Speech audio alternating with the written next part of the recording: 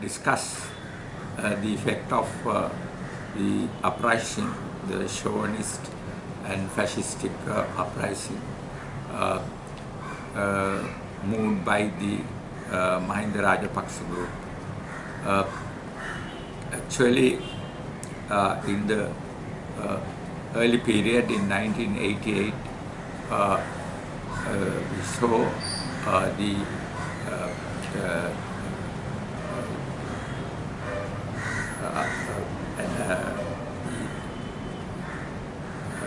insurrection launched by the patriotic movement led by the JVP. That was against devolution. They were demanding devolution should be stopped, and handing over powers to Tamil areas and Tamil motherland should be stopped.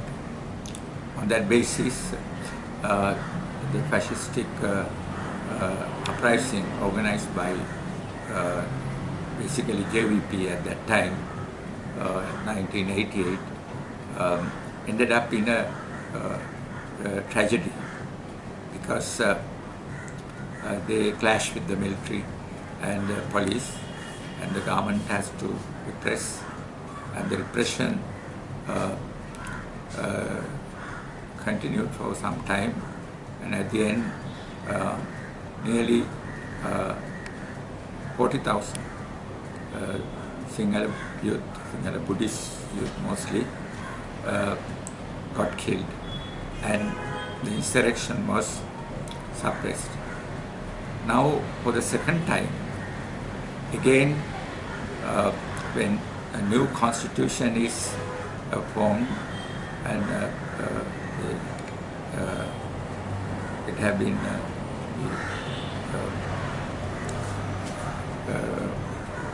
about to be taken up in the parliament, then the opposition is chauvinistic opposition of Mahinda Rajapaksa wanted to overthrow the government on the basis that they are trying to divide the country, and they are trying to devolve power and give undue positions to Tamil-speaking people. So it's a chauvinistic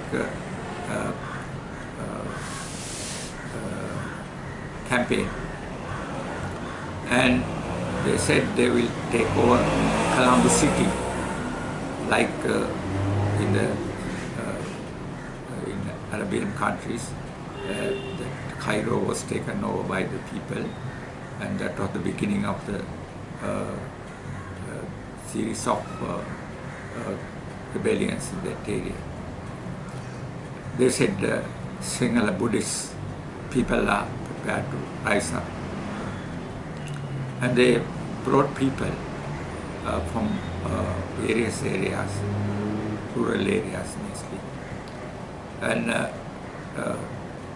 the impartial observers says nearly 86,000 people came to Colombo. Out of that, only 36,000 participated in the Hartal in the central Colombo, opposite Lake House. So it is a complete underestimation. They were what they thought couldn't be done. There was no force. The police didn't harass them. They were asked to go anywhere, and they have booked places to go, but they didn't go to those places. But they wanted to stop the normal transport and create traffic. But that also did not, because police took measures to send people in other areas. So finally it became something which is comparably uh, uh, like a foolhardy operation. So if we can say in 88 it was a tragedy, this time it became a farce, a joke, and finally they have to get back without any challenge to the government. Government leaders are very happy. They entrenched the government leaders. That is also bad from the point of view of democracy and freedom, because making these liberal leaders entrenched, it will be very difficult to press them to go forward and go through the parliament and change the constitution, new constitution.